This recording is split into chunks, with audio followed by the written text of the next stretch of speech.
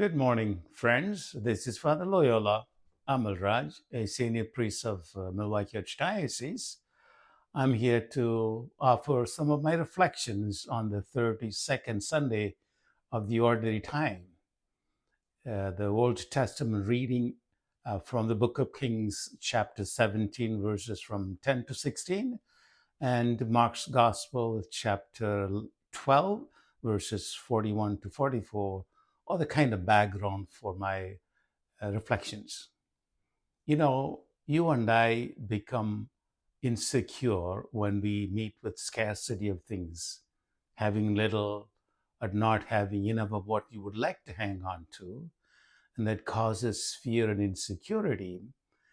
But from the scriptures, we seem to be challenged that it is place of less where there is more available.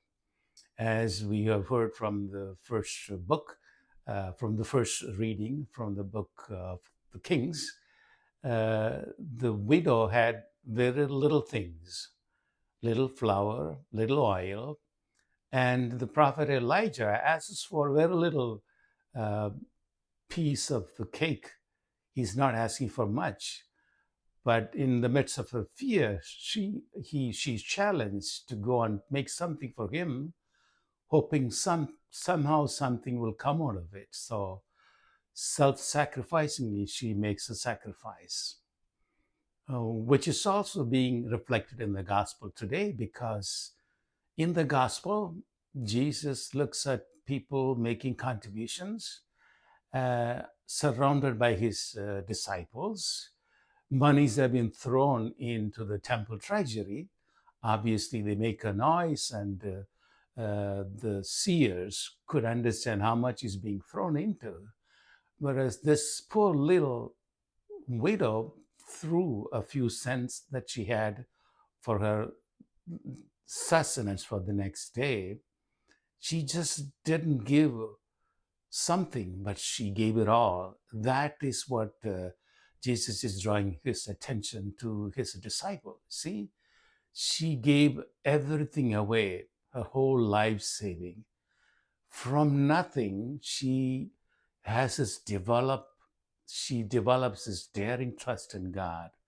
Even if I give away everything, God would replenish me in other ways. It's an extraordinary trust. And this is what we would see consistently.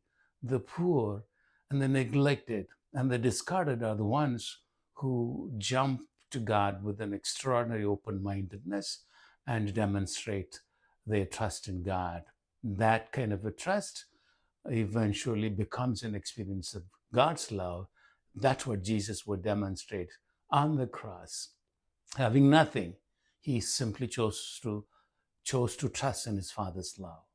Am I willing to trust God in the midst of my insecurity, particularly fearing not having this, not having that, going through displacement? Thank you, everyone. Bye.